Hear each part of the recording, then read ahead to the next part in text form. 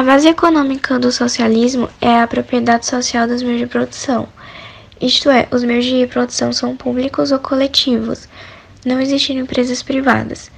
E a finalidade da sociedade socialista é a satisfação completa das necessidades materiais e culturais da população, como emprego, habilitação, educação e saúde. E nela não há separação entre proprietário do capital, que é o patrão, e os proprietários da força do trabalho, que são os empregados. E isso não quer dizer que não haja diferenças sociais entre as pessoas, bem como salários desiguais em função do trabalho, ser manual ou intelectual. As características do socialismo são completamente diferentes em relação ao capitalismo. Os meios de produção socializados são quando toda a riqueza gerada pelos processos produtivos é dividida igualmente entre todos.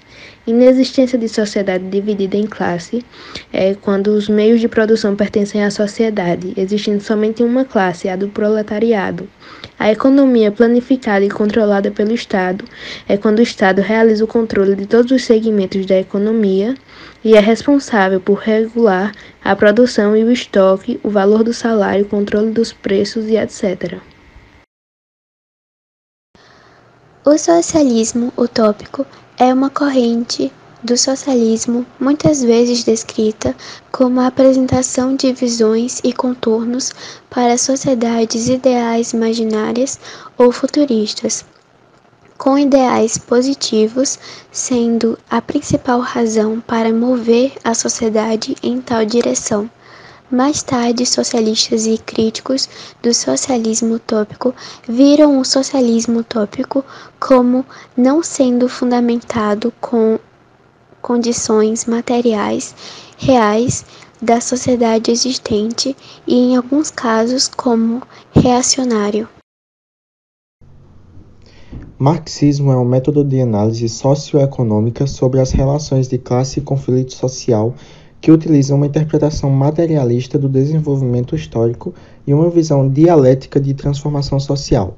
A metodologia marxista utiliza inquéritos econômicos e sociopolíticos e que se aplica à crítica e análise do desenvolvimento do capitalismo e o papel da luta de classes na mudança econômica sistêmica.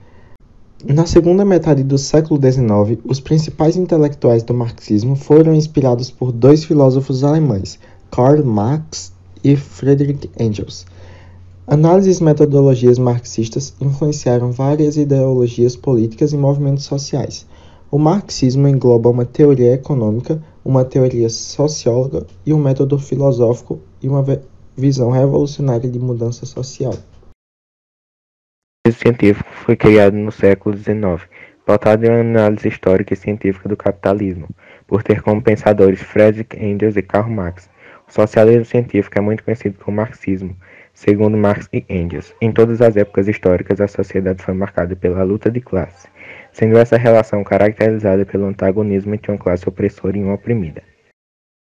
Então, fazendo um resumo assim sobre as diferenças do capitalismo e do socialismo, no capitalismo a gente tem o estabelecimento do domínio total ou parcial de todos os meios de produção, independente do segmento, como por exemplo as fazendas, as indústrias, o comércio, os serviços desenvolvidos pela iniciativa privada e muitos outros.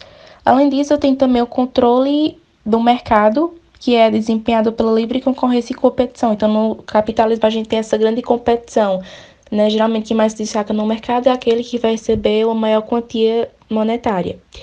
E, além disso, a sociedade é dividida em classes, sendo uma composta por elite, né, que é a dona dos meios de produção, e outra formada por trabalhadores. Já o socialismo é tudo controlado pelo Estado.